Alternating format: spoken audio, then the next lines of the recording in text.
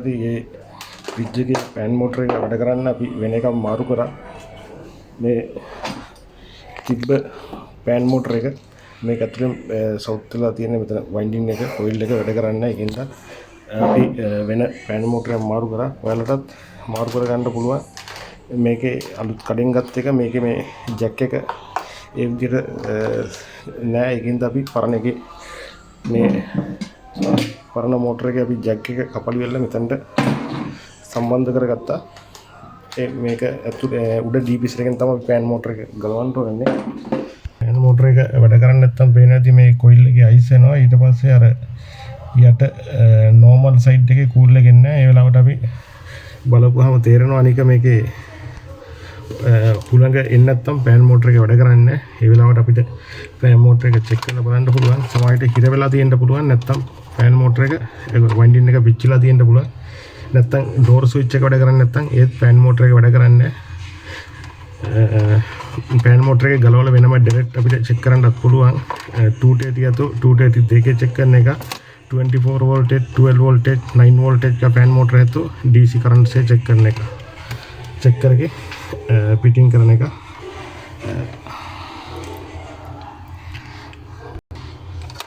अब यालों ने මේකේ ෆෑන් මෝටර් එක සවුත් වෙලා තිබ්බම අපි පිට් කරනකොට අනිවාර්යයෙන්ම බලන්න ඕන ෆෑන් මෝටර් එකේ මොකද්ද තියෙන්නේ කියලා. මේක 230 ගහලා තියනවා නම් අපිට 230 වලින් චෙක් කරන්න පුළුවන්.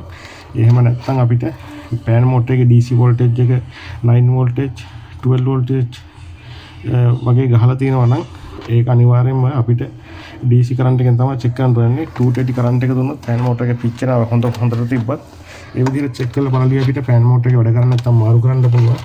අනික බලපුවහම මෙතන මේ පැත්තෙන් ස්පාර්ක් වෙලා හැම තියෙනවා නම් ෆෑන් මෝටර් එක තමයි සවුත් වෙලා තියෙන්නේ. අනික ෆෑන් මෝටර් එක පිට් කරනකොට අපි මේක ෆෑන් මෝටර් එක තිබ්බ විදිහ මේකක් කරලා තමයි පිට් කරන්න ඕනේ. මේකේ රොටේෂන් එක කරගෙන පැත්තට ඒ පරණ එක කරගුණ පැත්තටම රොටේෂන් එකට ෆෑන් මෝටර් එක කරන් පිට් කරන්න ඕනේ. නැත්නම් හරියට කූල් වෙන්නේ නැහැ. දැන් ෆෑන් මෝටර් එක සවුත් වෙලා නම් අපිට ඒ විදිහට පිට් කරගන්න පුළුවන්. මේකේ අපි ෆෑන් මෝටර් එක මාරු කරා. මේ දැන් අපි මේක මෙතන මේ ජැක් එකත් අපි අලුතෙන්ම අර පරණ එකේ තිබ්බ එක ජැක් එක තමයි මෙතන ෆිට කරේ. දැන් අපි මෙතනට ජැක් එක සම්බන්ධ කරගන්න තැන මෙතනට අපි මෙතනට ජැක් එක සම්බන්ධ කරගන්නවා. සම්බන්ධ කරලා අපි ඔන් කරලා බලනවා ෆෑන් මෝටර් එකේ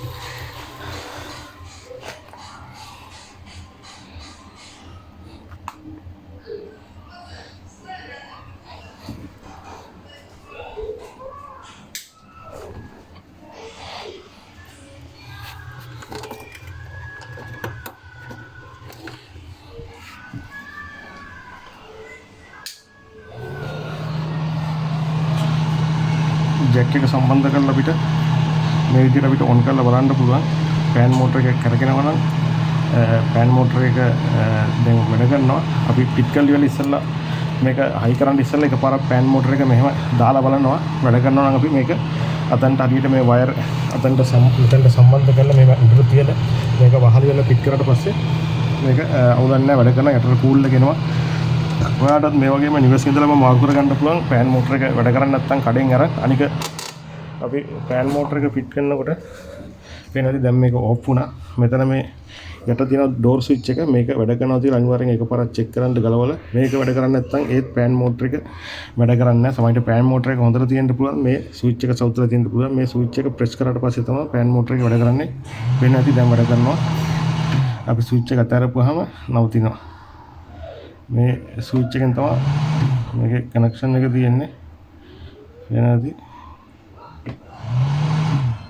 ඒ විදිහට අපිට ෆෑන් මේ ස්විච් එක වැඩ කරනවද කියලා ඒකත් චෙක් කරගන්න පුළුවන්. නැත්නම් මේ ස්විච් එක මෙතනින් ගලවලා මේ වයර් දෙක මීටර් එකකින් චෙක් කරන්න පුළුවන්. ප්‍රෙස් කරලා මේක වැඩ කරනවද කියලා. දැන් අපි මේකේ ස්විච් එක නෙවෙයි ප්‍රශ්නේ තිබි ෆෑන් මෝටර් එක. අපි ෆෑන් මෝටර් එක මාරු කරලා තියෙන්නේ.